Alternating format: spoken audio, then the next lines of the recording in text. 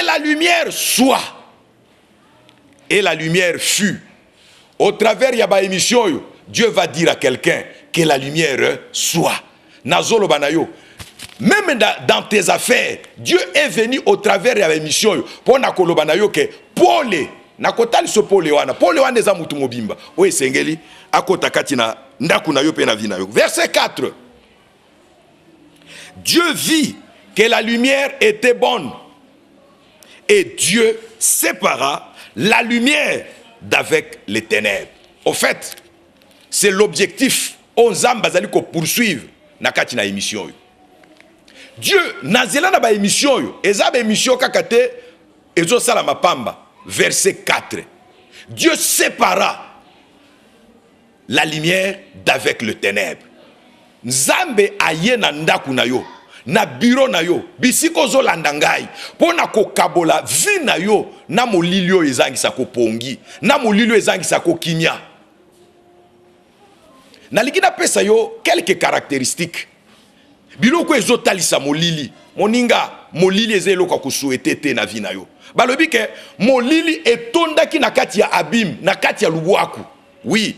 Peut-être ozo landanga vi na yo, ezo se retrouver déjà dans l'abîme. Na kati ya lubwaku ozo yebate nzambe. Vi na nge kotika la kaka boye.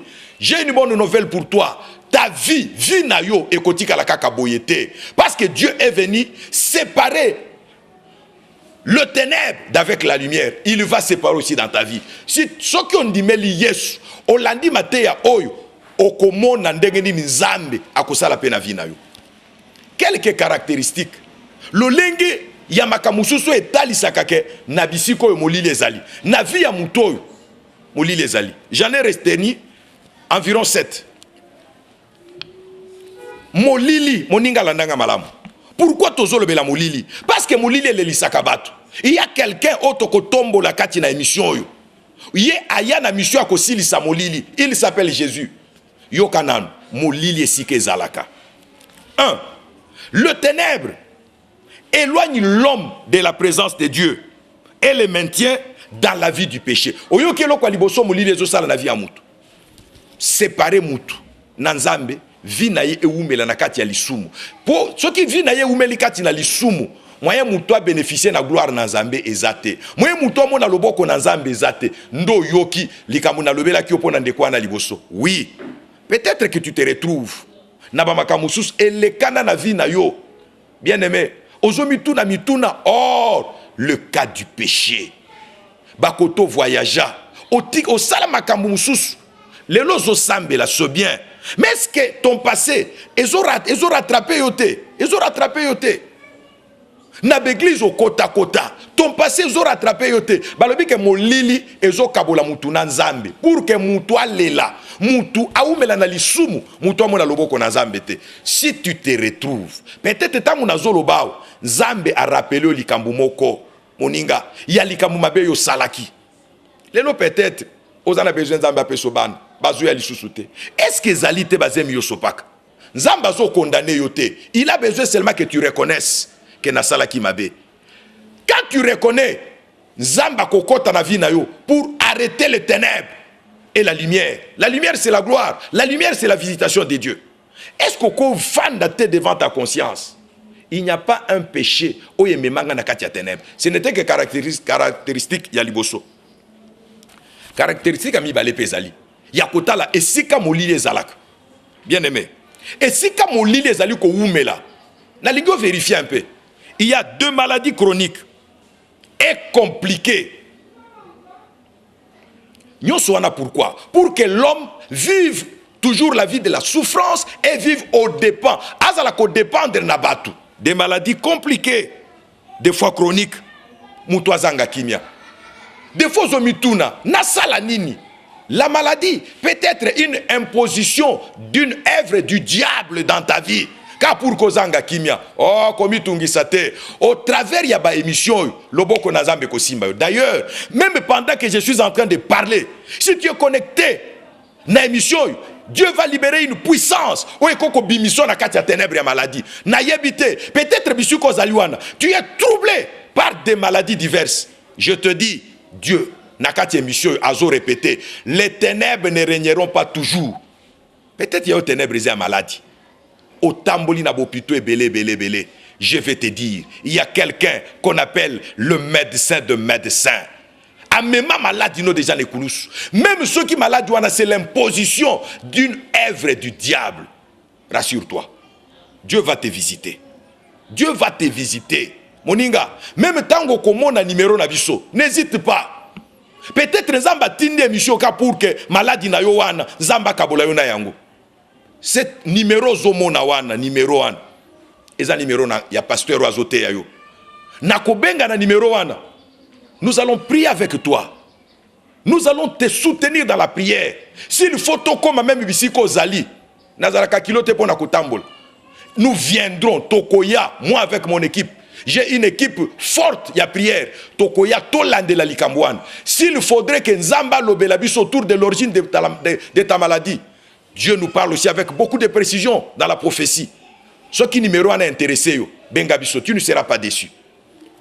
Caractéristique moussous, il y a ténèbres ezali. Makamunyo so yozo sala.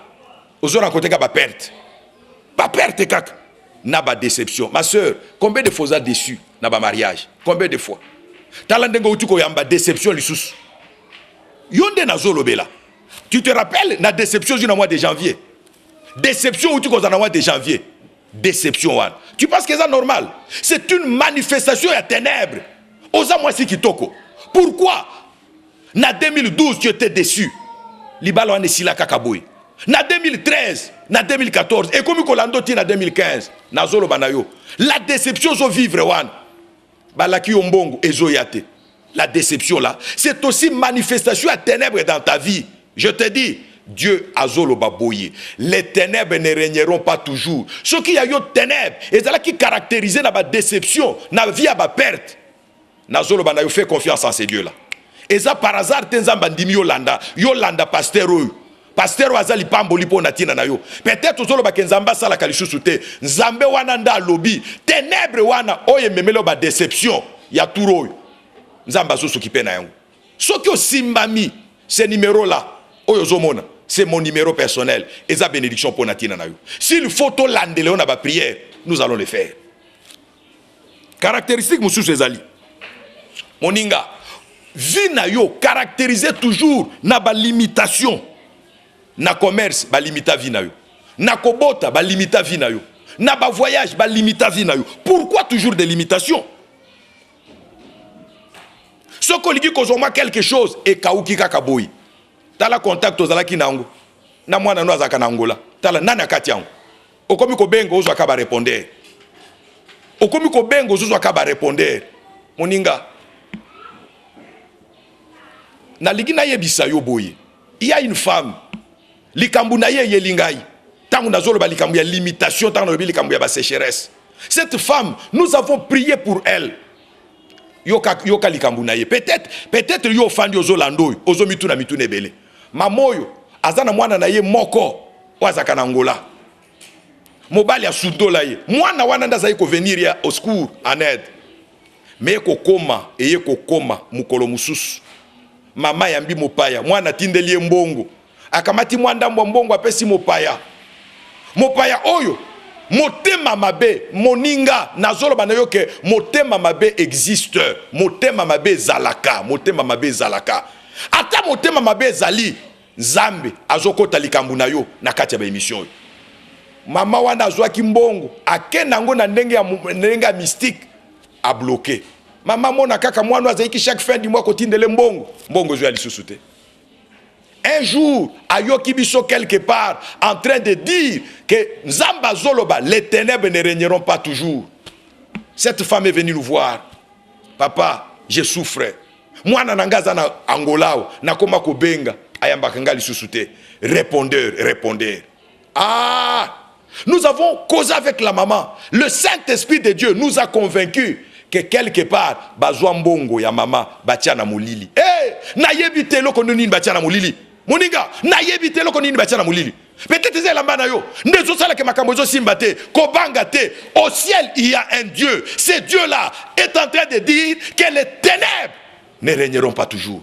Il y a un temps pour chaque chose. Oleli mingi. 2015 oyo ezane na yo. Oleli mingi. kokanisa te ke bato yo bazo témoigner wana baleki yo nani. Ceux qui bango bazo témoigner, rassure-toi, 2015 yo mutozo landangai et pour que yo témoigner. Bande koto sambeleli mama wana. Si manako sambelela mama wana, il y a eu des manifestations terribles. Vous aurez l'état à kolanda yango. Il y a eu des manifestations terribles. Zoka